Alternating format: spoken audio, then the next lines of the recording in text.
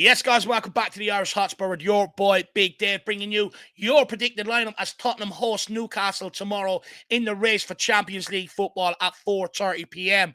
Of course, we are 5 games on the bounce without a win, and we have to put a stop to the rot. Also, we owe Newcastle an absolute hiding after the embarrassment they dished us out last season at their ground. I think it was 5-1 or 6-1. And if the players have any pride about themselves whatsoever, they would not allow Newcastle to rock up here and beat us on our home turf. Also, 3 games at home on the bounce without a win as well. We really have to put Newcastle to the test tomorrow, get the victory, and reignite that Champions League race for ourselves, because now the title is well out of the question. But let's get into the starting lineup that I think Postecoglou might choose in order to bring about victory tomorrow. 3 points that are badly needed on the board. I am going to make one controversial change at the end, so stay tuned and let me know what your thoughts are on that. But of course, we start with Big Vic Venom Vicario in goals. Look, I know there's a lot of sort of blame put on him for the second goal or the winner against West Ham, questioning what was he doing coming out and fisting it. And look, I was the same at the time. However, Jack brought up a great point after the watch along. If he collects that and gathers that up, that's a back pass. Now, look, personally, I'd rather him give away that. At least we can put 11 men on the line. But I do not blame him. I blame Romero and Davies. Even when he fisted it away, their lack of reaction is absolutely not excusable. And also Doji for the nonchalant back pass as well. However, he's conceded a hell of a lot of goals over the last few weeks. It really would be nice. And I've no doubt, actually, quickly, it's denting his confidence a little. We're going to need an absolute solid display from him tomorrow to be able to get over the line. Potentially a clean sheet as well tomorrow to get over the line, because we're not creating a lot up the other end either. So for me, hopefully we can get that clean sheet. And what I will say about Big Vic Venom Vicario is that he does save his best games for the biggest games like we've seen so far this season. So hopefully a clean sheet incoming for Venom Vicario. Now, moving on over to left back, and I have stuck with Destiny Udogie. That back pass that led to West Ham's second goal, nonchalant, arrogant, underhit. I mean, sums up Tottenham on the night, really. Just carefree, absolutely shocking, and really let us down, to be honest with you, with that Udogie. And he hasn't let us down too many times this season at all either. But look, I do predict that he will go out there and want to put it right tomorrow, and hopefully he has an absolute massive game. He owes us fans an absolute solid, I would say flawless, mistake-free display after that. Not good enough in a derby. Now, moving on to right back, and I am bringing Pedro Porro back into the squad, and he's a mainstay in the team for me now at this point. I think he's been absolutely sensational this season. There's a lot of questions asked over him, over the summer. Is he good enough going forward? Is he good enough defensively? What I will say about Pedro Porro, he's been directly involved in 10 goals in the Premier League since his debut in February last year. That's 3 goals, 7 assists. Now, the only other defender, right back, with more goal involvements in the competition during this period is actually Trent Alexander-Arnold with 13. And we see how much praise he gets for his displays going forward. But stats show that Pedro Porro is just up there, just as good. Also, one more stat, which I'm absolutely baffled by, but he's had more touches in the final third this season than what Son has. And for me, that's alarming, but also great for Pedro Porro, and we need him at his creative best today. What I will say is he does love a goal, and he's long overdue one that I think his performances deserve. So for me, I'm actually tipping Pedro Porro to get on the score sheet tomorrow. Let me know what your thoughts are on that below. Now, moving on to the left-sided centre-back, and I will stick with Ben Davies. Despite the stick I give him, I thought he actually done well against West Ham the other night. Didn't really have any moments that made me nervous, not directly. It hasn't directly cost us any goals, which is what I've been asking for. I do think he could have been a bit more reactive on that second goal. But look, overall, he didn't really do too much wrong. Maybe concerns me a little, because that means there is a mistake coming. One thing I will also add is, since he's come into the side, we haven't had that ability to keep clean sheets. And if that continues while he's here, he's not really giving the manager food for thought when Van der Ven and others come back. So we have to learn to start keeping clean sheets with him in the side. Now, moving on to his partner at right-sided centre-back, and I am sticking with the Rambam. Like I said last week, no doubt we're a better team with him in it, and that was proven. What I love most was that header. Great finish, great looping header. And what I think I love most about it actually was the class of the man, the celebration. Didn't go wild, just sort of apologised to the fans and went back to get on with business.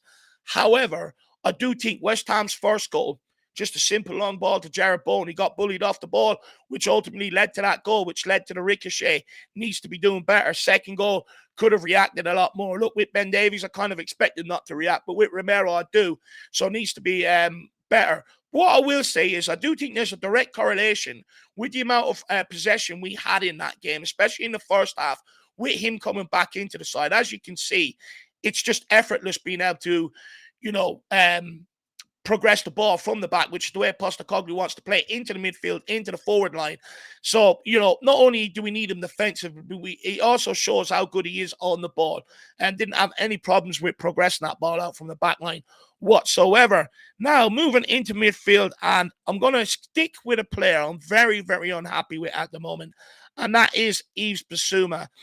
And for me, I actually thought he was the catalyst for that downfall of lack of conviction, that lack of killer instinct in the first half. And it's not the first time I've seen it from Bissouma.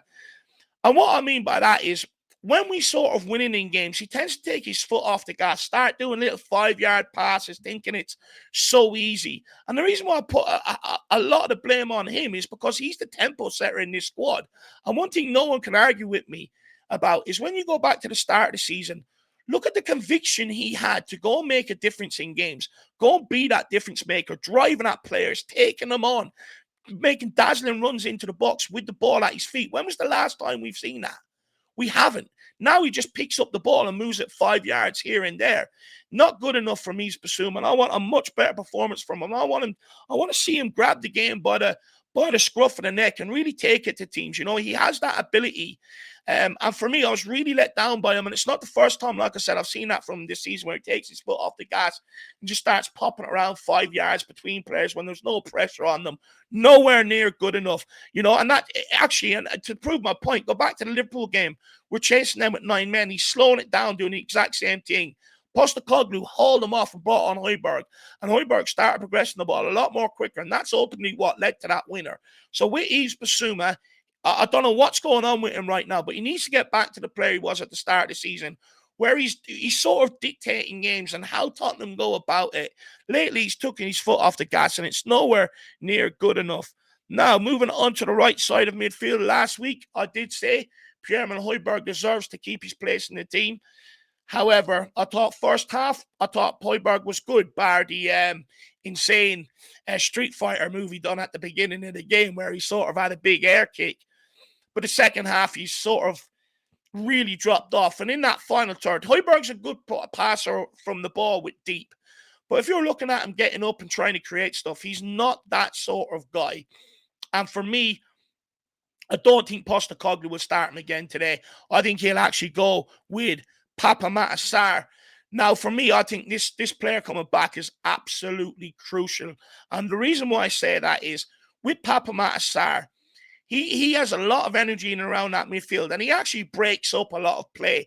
Since he's been missing, the amount of times we've been caught on the counter and how effective the other team's counter has been, and that's large part because he's not in that midfield turning over that ball. Bissouma rarely does it.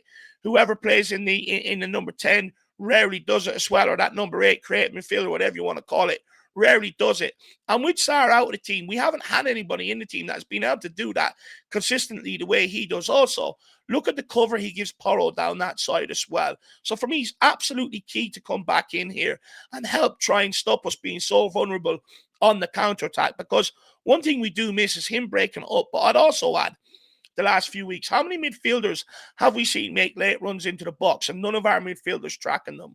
You go back and look at some of Papamatta Sarr's highlights. There's one against Palace, one against Fulham, where he gets back into the box, reads the danger and makes a nuisance of himself and gets it cleared. So for me, I'm absolutely delighted to have him back. We need his engine in the midfield. Now, moving on to the other side, as decent as I thought he was, I was slightly let down by Giovani Lo Celso. And I did say going into the game, up against low block teams is where I sort of judge Giovani Lo Celso. And for me, he done well up until the final third, but he didn't have that creativity. When you look at Maddison, for instance, drives at players, has that air of composure about him when he's playing them final balls, takes shots from the edge of the box, this, that, and the other. Now, Lo Celso has scored 2 in these last couple of games, but he hasn't actually created a whole lot. And for me, that is an issue. That's what he's in the team to do. And he hasn't really done that for me. So I want to see him grab this game by the scruff of the neck and show what he's about. Because if we get all the under-injured players back, he's going to find himself on the scrap heap once again. For me, he needs to be doing more with the opportunities that are presenting themselves. Now, moving on to right wing, I am going to stick with Dejan Kulusevski. There is actually a call maybe to move him back into the middle and be the sort of that creator. You know, there's no coincidence that when we played Man City and Aston Villa and he was in there, we created an awful lot of chances moving back out wide. Maybe that creativity wasn't there. But for me, if Dejan Kulusevski really wants to take himself to the next level and be that sort of world-class player, he has to follow up games with goals and assists off the back of that equaliser that he did against Man City. It's what all top wingers do.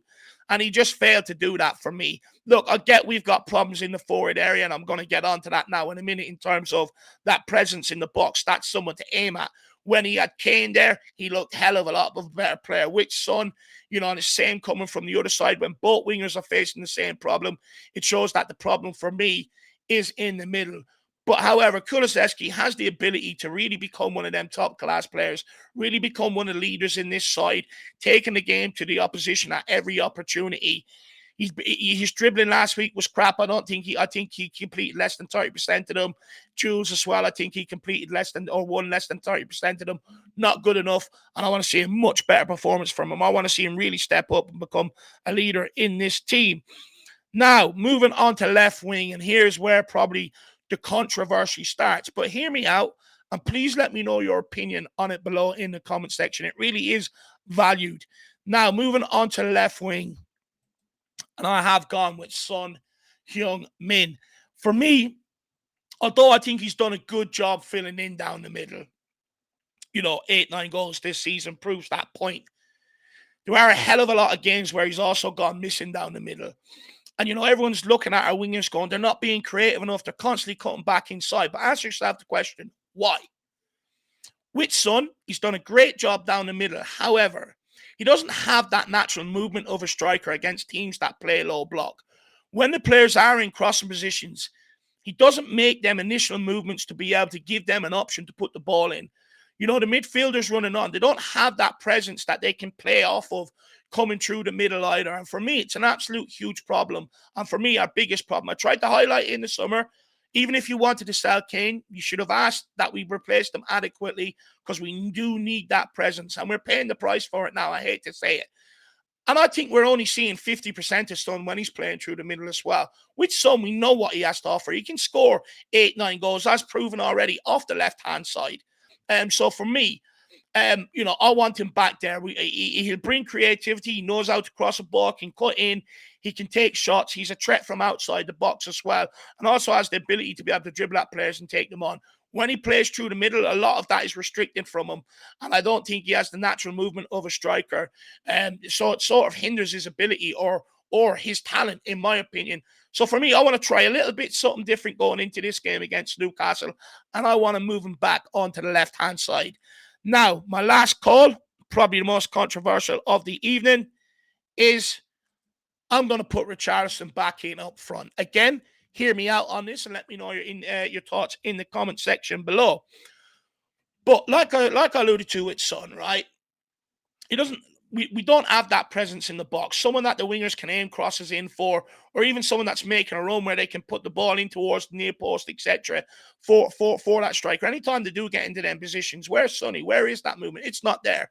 One player that does make that movement a lot of the time is Richarlison. But the biggest problem we've got with Richarlison is that he just doesn't bury his chances. There's no surprise, that the guy gets himself into really good positions. But that's because the striker instinct's kicking in. He knows where to be. He knows the runs to make. The guy just wouldn't finish off his dinner. However, I'm hoping with him having that surgery, like Postecoglou alluded to in the press conference, moving a bit more freer, not playing through pain, this, that, and the other, I just want to see for one game whether it works or not. If it doesn't go back to putting Sonny down the middle, But that lack of creativity was not good enough. And that's why I've dropped Brennan Johnson. I said something after the watch along about Brennan Johnson, that he's got that move to the big club that he's wanted. But he's playing within himself. He's playing scared. And that's not what you do when you get that move. And Postecoglou actually alluded to it in the press conference yesterday, which was absolutely brilliant to see. And I'm glad he sort of called him out. And look, when I say about Richie playing through pain, it's clear to see that Son's playing through a lot of pain as well. And I've, credit to the guy. And maybe that is hindering him. But these are the changes I would make. The lack of creativity at West Ham was not good enough. Although we had 23 shots, only 7 on target, and majority of them were from outside the box.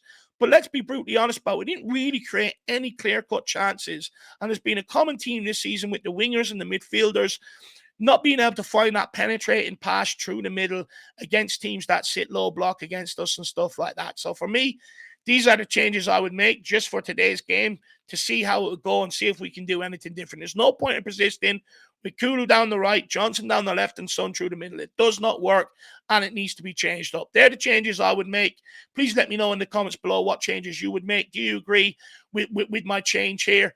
Do you not? But I know there was someone put in there, Shawnee's comments yesterday, actually. Oh, but Dave, you always put Sonny down the middle. Why are you complaining about it? Well, I think the guy forgot that Sonny Richarlison was out injured having surgery, and I don't believe Elise is the answer either. So that's why I was putting Sonny down the middle. But now Richarlison's back. I've made a bold change. But look, what I will say is I do love Postecoglou's words after the West Ham game. There's been a lot made about this season. Give it time. He's here for a project. He dispelled all that, mate. He's here to win. Like he says, look, playing great football is great, but I'm here to win. So hopefully now the players listen to that. They man up, they wise up and they go and get that result and stop letting managers down through this hectic period. And one thing I will say about Ange Postecoglou, if people are still wondering whether he's the right man or not, because there seems to be a lot more questions asked about him since we started losing games, which I can understand. It's only the nature of football. But a great leader always, has a plan in times of adversity. And Postecoglou has that. He keeps saying, look, this is the way we're going to play, this, that, and the other. So he has the plan to be able to get us out of it. And hopefully the players now respond. They really let us down against West Ham. They owe some massive performance against Newcastle. If they let us down and get another humbling off Newcastle again, absolutely unforgivable. And I want apology forms from these players sent out through every fan's letterbox, because it just would not be acceptable. But look, hopefully we do get the win. Tomorrow's always another day, as they say. Things can change very, very quickly in football. Let's hope it's this Sunday. As always, please smash that like button. Get your comments in below. Give me your lineups, maybe other tactical tweaks or whatever you would make as well, and I'll get in there and respond. But as always, come on, you Spurs. In the mighty Ange Postecoglou, we trust. We never stop. Let's go.